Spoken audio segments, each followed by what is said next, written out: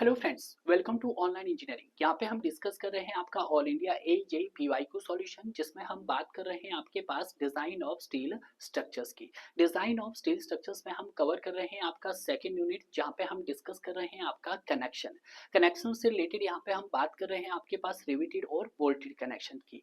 इसके अब तक हमने दो पार्ट्स बहुत अच्छे से कवर कर लिए हैं। अगर आपने अब तक उन पार्ट्स को कवर नहीं किया है तो पहले आप उन पार्ट्स को कवर कर सकते हैं।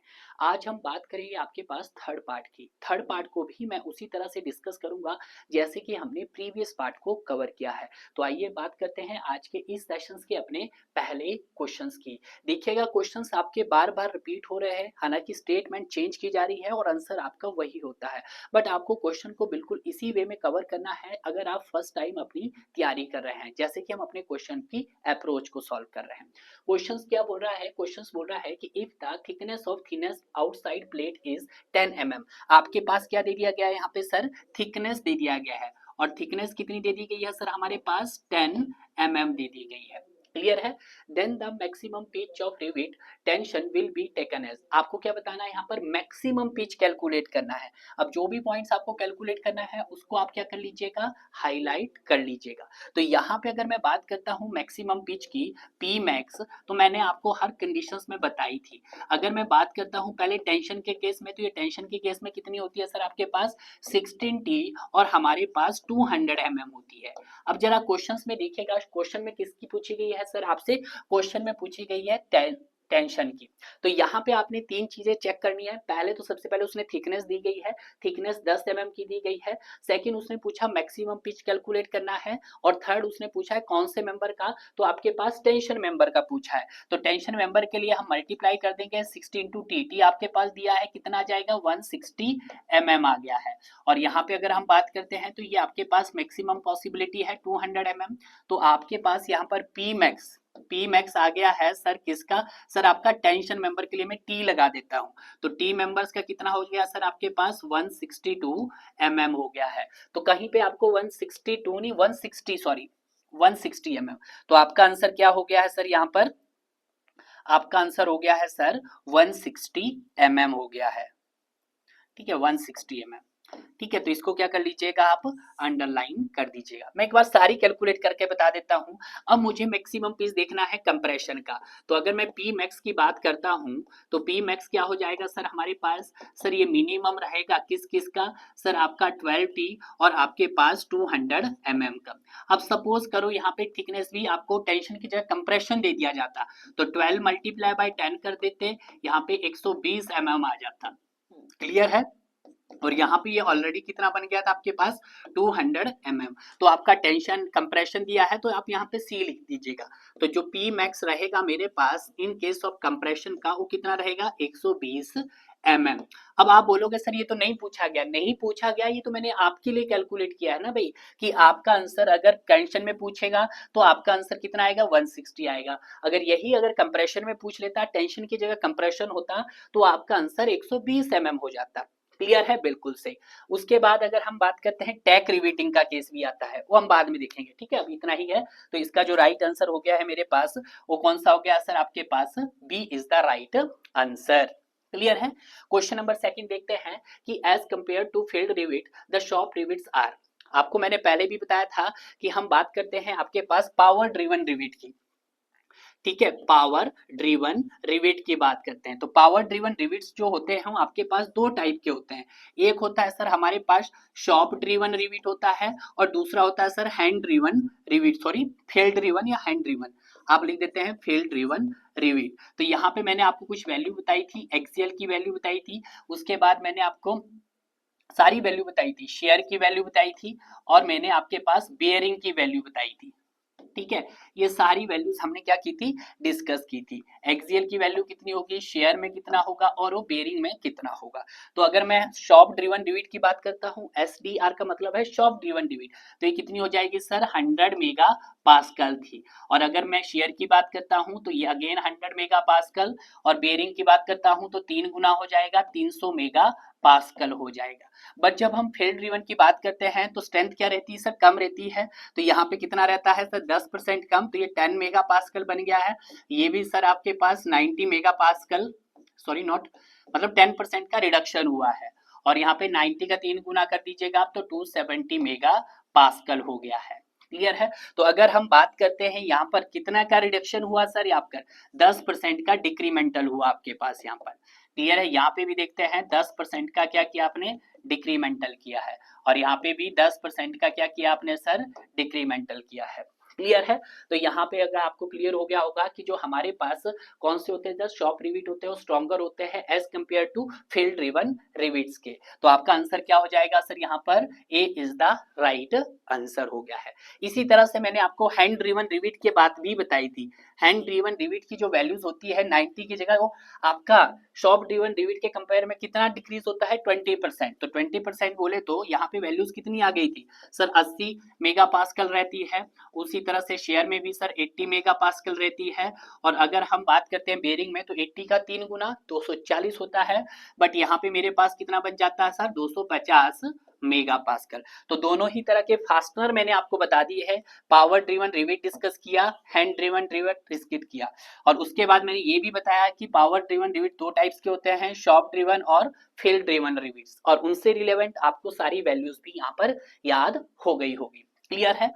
नेक्स्ट देखते हैं क्वेश्चन नंबर थर्ड। दो क्वेश्चंस आपके पास हो गए हैं। क्वेश्चन नंबर थर्ड देखिएगा यहाँ पर।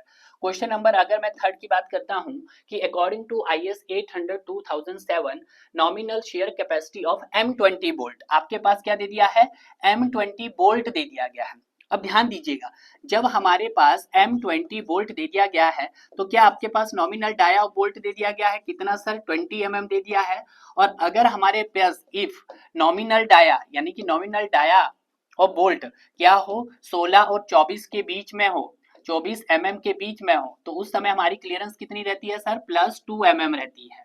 तो जब यहाँ पे क्लियरेंस रहेगी तो हम होल डाया निकाल सकते हैं, बिल्कुल निकाल सकते हैं। तो कितना हो जाएगा सर, 20 प्लस, या पूरा लिखना चाहो तो पूरा diameter of bolt hole +2 mm, कुछ इस तरह से करेंगे। बोल्ट का दिया है सर 20 प्लस 2, तो आपके पास कितना आ गया सर, 22 mm आ गया है। तो यहाँ से आपके पास होल डाया कितना आ गया स्टूडेंट, 22 mm आ गया है। क्लियर है? बिल्कुल स्टेप वाइज हम सॉल्व कर रहे हैं। अब जब आपके पास M20 दिया तो इसके रिस्पेक्ट में आपने क्या निकाल दिया है, डाया ऑफ बोल्ट होल निकाल दिया है। अब जब डाया ऑफ बोल्ट होल निकाल दिया है तो नेक्स्ट देखिएगा कि ग्रेड दिया है 4.6। ठीक है, नेक्स्ट जो आपके पास फंडा दिया गया है वो दिया गया है सर ग्रेड। क्या दिया है सर, हमारे पास ग्रेड दिया गया है। और ग्रेड कितना दिया गया सर, आपके पास 4.6 दिया है। तो यहां से आप क्या फाइंड आउट कर पाओगे, अल्टीमेट स्ट्रेंथ और वेट स्ट्रेंथ। जो आपका फर्स्ट डिजिट है उसको आपको किससे मल्टीप्लाई करना पड़ेगा, 100 से। तो ये अल्टीमेट स्ट्रेंथ ऑफ बोल्ट क्या हो जाएगी सर, मेरे पास 4 × 100। तो ये कितनी हो जाएगी सर, मेरे पास 400 मेगा पास्कल।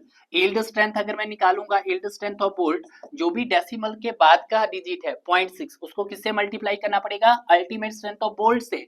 तो आपके पास 0.6 मल्टीप्लाई बाय 400, तो यहाँ से कितना आ गया सर, 240 मेगा पास्कल आ गया आपके पास। तो यहाँ से आपके पास अल्टीमेट स्ट्रेंथ ऑफ बोल्ट निकल के आ गया है और यील्ड स्ट्रेंथ ऑफ बोल्ट निकल के आ गया ही, आपने काम पहले ही कर दिया है।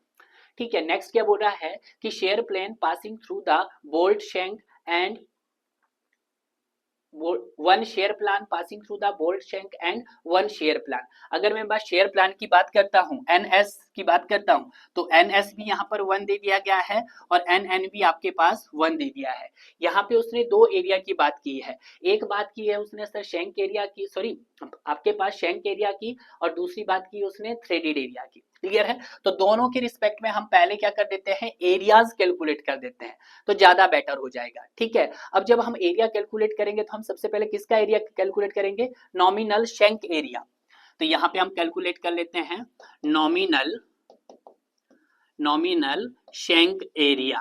और नॉमिनल शेंक एरिया को मैं किससे रिप्रेजेंट करता हूं, आपके पास ASB से रिप्रेजेंट करता हूं। तो यहाँ पे कैसे निकलेगा ये सर, तो नॉमिनल शेंक एरिया क्या निकल के आ जाएगा सर, आपके पास ये निकल के आ जाएगा यहाँ पर π/4 d का स्क्वायर। तो इसको जब सॉल्व करेंगे तो ये 0.7854 मल्टीप्लाई बाई d 20 का स्क्वायर, सॉल्व करेंगे तो 314 mm स्क्वायर के आसपास आ जाएगा आपके पास।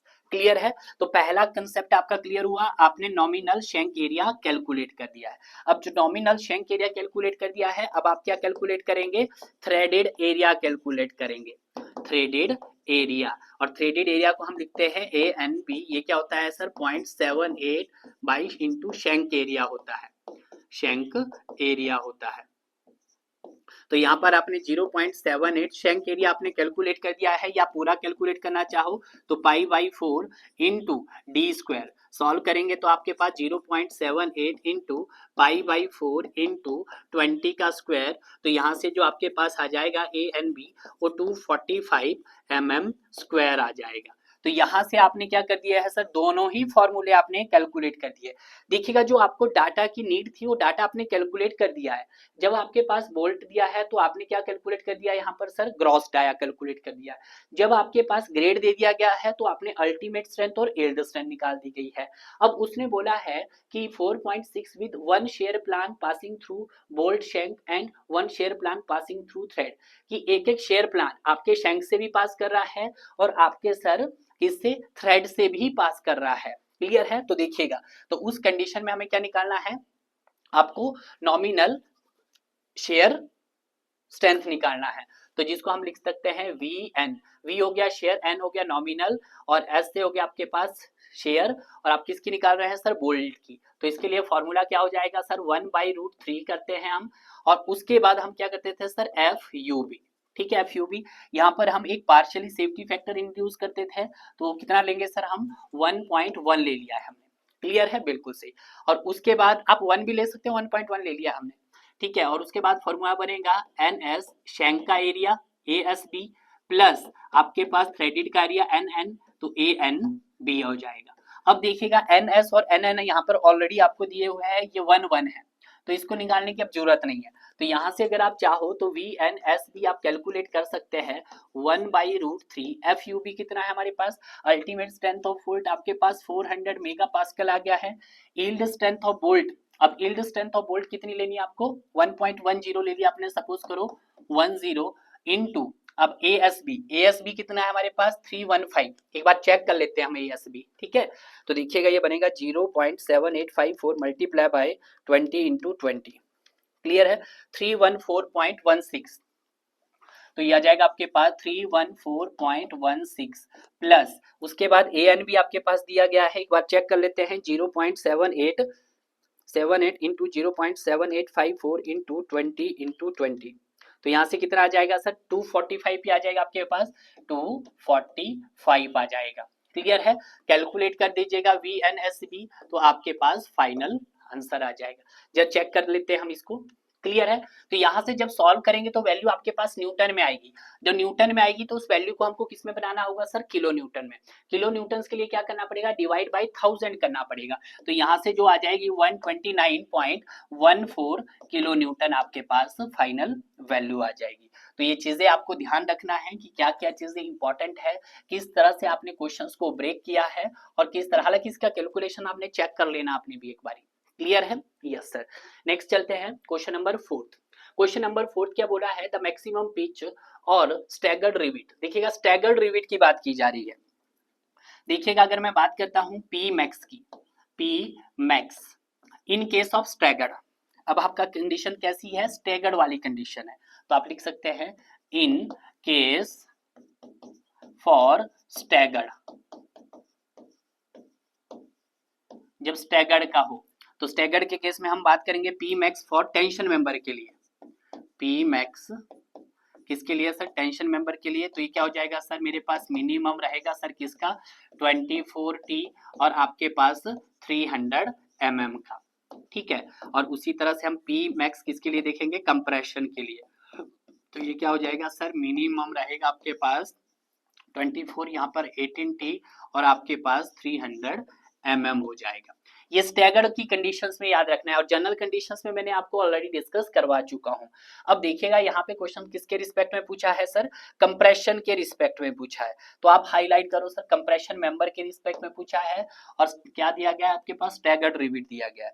तो स्टैगर्ड रिविट जब आप यहाँ पे पुट करोगे तो आप यहाँ पे देख सकते हो 18T, तो 18 इंटू टी कितना दिया है सर हमारे पास, 10 दिया है, तो यहाँ पे 10, तो ये हो जाएगा 180 mm, और ये हो जाएगा मेरे पास 300 mm। 300 mm क्या है, मैक्सिमम पॉसिबिलिटी है।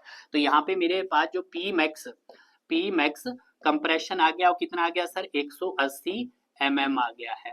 तो यहाँ से जो मेरा राइट आंसर आया ना स्टूडेंट, वो आपके पास 180 mm आया है। क्लियर है? तो आज आपको एक और मैक्सिमम पिच के बारे में पता चला। क्लियर है कि सर स्टेगर के केस में 2040 और 300 mm होता है, और जबकि कंप्रेशन के केस में 18T और 300 mm होता है। क्लियर है? नेक्स्ट मूव करते हैं अपने नेक्स्ट क्वेश्चन नंबर 5 की तरफ। क्वेश्चन नंबर 5 क्या बोला है आपके पास? ये बोला है कि the net sectional area of bolt shall be taken as. तो नेट सेक्शनल एरिया बोल्ट किसके रिस्पेक्ट लिया जाएगा? आपका थ्रेडेड एरिया के रिस्पेक्ट में लिया जाएगा। एरिया ऑफ थ्रेडेड किसके रिस्पेक्ट में ये लिया जाएगा sir? Area of threaded part के अगेंस्ट, थ्रेडेड पार्ट। ठीक है, और अगर मैं थ्रेडेड पार्ट का एरिया निकालना चाहूँ तो A n b is equal to 0.78 आपके पास क्या आता है? शैंक एरिया आता है। क्या आता है सर? Shank area. तो इसको जब सॉल्व करते हैं तो 0.78 इंटू शैंक एरिया पाई/4 डी स्क्वायर। क्लियर है? तो ये भी थोड़ा सा आपको भाई ध्यान रखना है, दोनों ही फॉर्मूले, क्योंकि दोनों से ही आपके पास रिलेशन निकल के आता है। तो आपका ए इज द राइट आंसर हो गया है। क्लियर है? बिल्कुल सही। नेक्स्ट देखते हैं क्वेश्चन नंबर 6। क्वेश्चन नंबर 6 क्या बोला है कि if rivet of 20 mm diameter, rivet का डाया दे दिया है, यानी कि डी दे दिया आपके पास कितना? 20 mm दे दिया गया है। इफ यहाँ पे लिखेंगे इफ रिवेट डाया, अगर रिवेट का नॉमिनल डाया की बात कर रहे हैं हम, नॉमिनल डाया हमारे पास क्या हो sir? Less than equal to 25 mm हो, तो उस कंडीशन में मेरी जो क्लियरेंस प्रोवाइड की जाती है, यानी कि जो आपकी क्लियरेंस रहती है वो कितनी रहती है? 1.5 mm रहती है। तो गिवन क्वेश्चंस में आपको देखा जाए, गिवन क्वेश्चंस में तो ये जो डी नॉट यहाँ पे जब निकालेंगे हम तो ये बन जाएगा डी प्लस 1.5 mm, कुछ इसी तरह से बन जाएगा, क्योंकि 20-25 mm से क्या है? छोटा है। तो यहाँ से जब सॉल्व करेंगे तो 20 प्लस 1.5 तो आपके पास डी नॉट कितना आ जाएगा सर? 21.5 mm आ जाएगा। तो आपका जो राइट आंसर रहेगा यहाँ पे वो आपके पास क्या हो जाएगा sir? D is the right answer, 21.5 हो गया है। क्लियर है? नेक्स्ट देखते हैं क्वेश्चन नंबर 7। क्वेश्चन नंबर 7 क्या बोल रहा है आपके पास? क्वेश्चन नंबर 7 बोल रहा है नेट शेयर एरिया। आपको क्या निकालना है? ए नेट निकालना है। तो ए नेट क्या होता है आपके पास? 0.78 आपके पास शैंक एरिया होता है। कुछ इसी तरह से हमने देखा था। Yes sir. अगर मैं बात करता हूँ शैंक एरिया की तो 0.78 मल्टीप्लाई बाय पाई/4 इंटू डी स्क्वायर। क्लियर है? अब देखिएगा डी आपके पास दिया गया है, कितना दिया गया है? 16 mm दे दिया गया है। अब जब 16 mm दिया गया है तो पुट कीजिएगा सर 0.78 इंटू पाई/4 इंटू डी, 16 का स्क्वायर। ठीक है, सॉल्व करेंगे हम इसको जरा, कितना आता है? 0.78 multiply bye 0.7854 multiply by 16 into 16, तो कितना आ गया सर यहाँ पे? 156.82 mm स्क्वायर आ गया है। यानी कि अगर मैं बात करता हूँ ए नेट राउंड फिगर में, तो ये हो जाएगा मेरे पास 157 mm स्क्वायर। तो देखिएगा 157 भी आप ले सकते हैं, और आप चाहो तो 156 भी लिख सकते हैं। तो 157 बोलो या 156, तो आपका आंसर क्या हो जाएगा सर यहाँ पर? सॉरी 157, तो आपका आंसर हो गया सर 157 mm स्क्वायर। क्लियर है? इतना आपको क्लियर हो गया है? ये फॉर्मूला आप याद रखिएगा।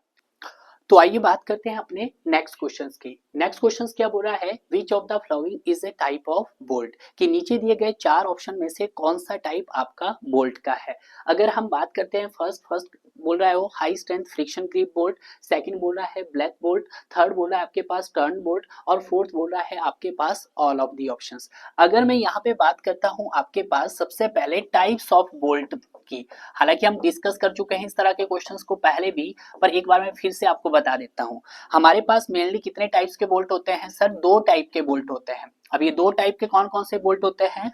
पहला रहता है सर हमारे पास ऑर्डिनरी बोल्ट। कौन सा रहता है?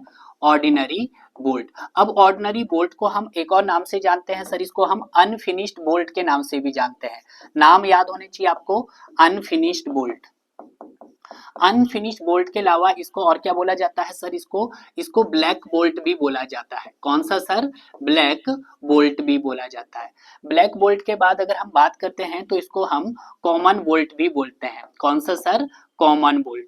कॉमन बोल्ट के अलावा इसी को एक नाम है, that is rough bolt. Clear है? तो ये इतने सारे नाम हैं आपके पास किसके सर? ऑर्डिनरी बोल्ट के। क्या क्या हो गए आपके पास सर? इसको अनफिनिश्ड बोल्ट भी बोलते हैं, ब्लैक बोल्ट भी बोलते हैं, कॉमन बोल्ट भी बोलते हैं और रफ बोल्ट भी बोला जाता है। क्लियर है? बट जब हम बात करते हैं आपके पास सेकंड टाइप्स के बोल्ट की, तो उसको बोला जाता है आपके पास फ्रिक्शन ग्रिप बोल्ट। किसकी बात करेंगे हम? फ्रिक्शन ग्रिप बोल्ट की। ठीक है, तो जब हम फ्रिक्शन ग्रिप बोल्ट की बात करते हैं तो इन्हीं को बोला जाता है high strength friction grip bolt, और इन्हीं को हम बोलते हैं आपके पास एडवांस्ड बोल्ट। कौन से बोलते हैं हम? एडवांस्ड बोल्ट भी बोला जाता है। क्लियर है? तो देखिएगा, सबसे पहले जो आपके पास बोल्ट आया था वो कौन सा आया थे सर? ऑर्डिनरी बोल्ट, आपके पास unfinished bolt, black bolt, common bolt या रफ बोल्ट्स के बारे में डिस्कस किया था। यहाँ पे क्या था कि जो आपके पास ऑर्डिनरी बोल्ट था वो किसी भी तरह की रिवर्सल ऑफ स्ट्रेसेस को नहीं झेल पा रहा था। बट जब हम बात करते हैं फ्रिक्शन ग्रिप बोल्ट की या high strength friction grip bolt की, तो हमारे पास वो रिवर्सल ऑफ स्ट्रेसेस को भी झेल पा रहा था। क्लियर है? मैं पहले डिस्कस कर चुका हूँ। तो यहाँ पे अगर ऑप्शन की बात करें, पहला बोला उसने high strength friction grip bolt, it is also a type of bolt, तो ये ट्रू है। सेकेंड बोल रहा है black bolt, it is the also type of. Next बोला है turn bolt, it is the also a type of. अगर हम बात करते हैं ब्लैक बोल्ट या टर्न बोल्ट, तो टर्न बोल्ट सिमिलर किसकी तरह होता है सर? आपके पास अनफिनिश्ड बोल्ट की तरह होता है।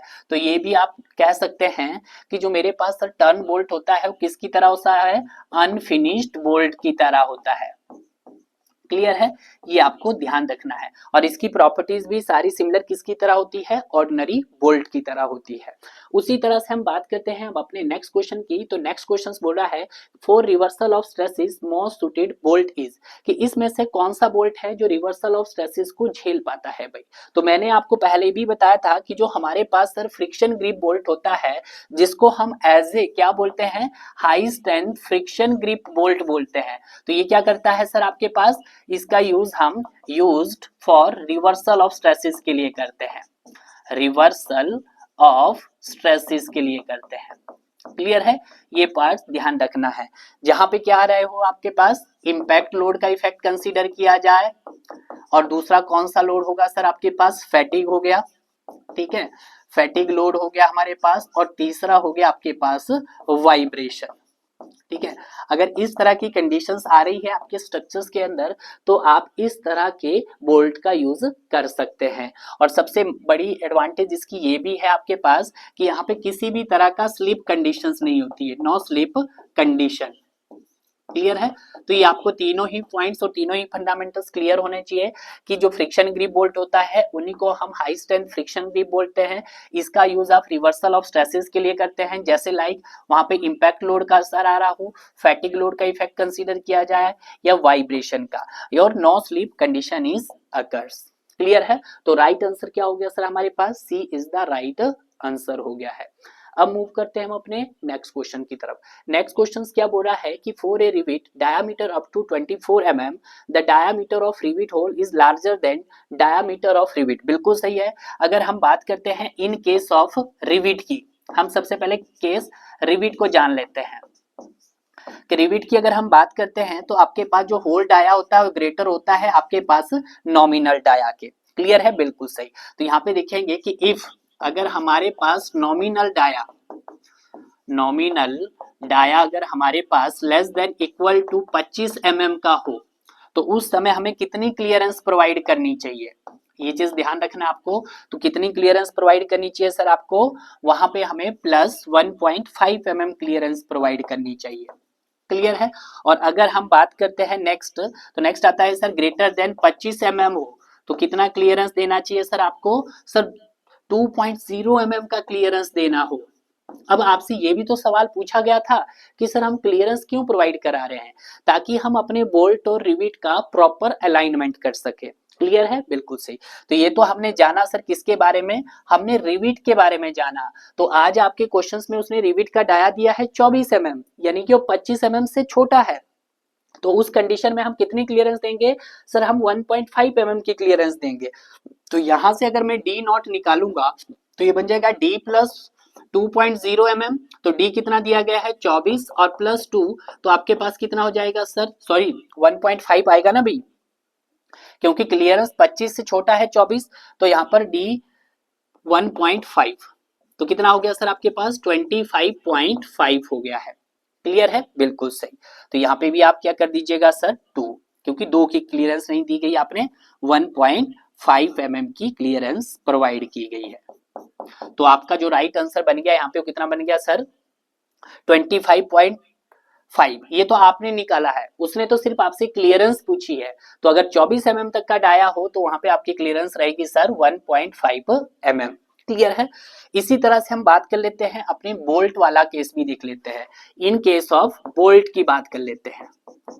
तो जब हम बोल्ट की बात करते हैं तो बोल्ट के केस में क्या होता है कि जो आपका होल डाया होता है वो ग्रेटर होता है नॉमिनल डाया से। कि इफ हमारे पास डाया ऑफ बोल्ट, अगर डाया ऑफ बोल्ट क्या हो हमारे पास 12 से 14 mm के बीच में हो, तो उस समय आपको कितनी क्लियरेंस प्रोवाइड करनी है? तो उस कंडीशन में आपको +1 mm की क्लियरेंस प्रोवाइड करनी है। और अगर सर 16 से 24 mm हो तो कितनी क्लियरेंस? सर +2 mm की क्लियरेंस। और sir more than equal to 24 mm हो तो सर कितनी क्लियरेंस? +3 mm क्लियरेंस आपको वहां पर देनी है। तो ये भी आपको फंडा क्लियर हो गया होगा और रिविट वाला फंडा भी आपको क्लियर होगा। क्लियर है। नेक्स्ट क्वेश्चन की तरफ मूव करते हैं। नेक्स्ट क्वेश्चन क्या बोला है कि एज पर IS what is the minimum number of rivet at each end, कि हर एक एंड पर आपके कितने नंबर ऑफ रिविट होने चाहिए, या कितने नंबर ऑफ बोल्ट होने चाहिए, या कितने नंबर ऑफ होल इंसर्ट होने चाहिए आपकी प्लेट के अंदर। ये सवाल 3 तरह से पूछा जा सकता है। तो आपके जो प्लेट के एंड में जो आपके नंबर ऑफ होल या नंबर ऑफ रिविट या नंबर ऑफ बोल्ट होने चाहिए अकॉर्डिंग टू आईएस 800 1984 का हो, आईएस 800 2007 का हो, तो आपके पास नंबर ऑफ 2 होने चाहिए। तो इस क्वेश्चन का जो सही आंसर हो गया वो आपके पास ए फॉर अंबाला। क्लियर है, यस सर। नेक्स्ट देखते हैं। नेक्स्ट क्वेश्चन, एज पर IS 800 maximum pitch of rivet in compression member. देखिएगा सवाल मैं आपको बहुत पहले बहुत बारी करवा चुका हूं, ठीक है, देख लेते हैं सारे। अगर मैं सबसे पहले मिनिमम पिच की बात कर लेता हूं तो सर मिनिमम पिच क्या होती है सर हमारे पास? सर ये होती है sir 2.5 times the nominal dia होता है। और अगर सर मैं मैक्सिमम पिच की बात करता हूं किसके केस में? टेंशन के केस में। तो सर वो मिनिमम होता है सर किसका? सर 16T और 200 mm का। क्लियर है। उसी तरह से अगर मैं बात करता हूं पी मैक्स कौन सी सर आपके पास कंप्रेशन का, तो मेरे पास सर मिनिमम होता है किसका? सर 12T और 200 mm का।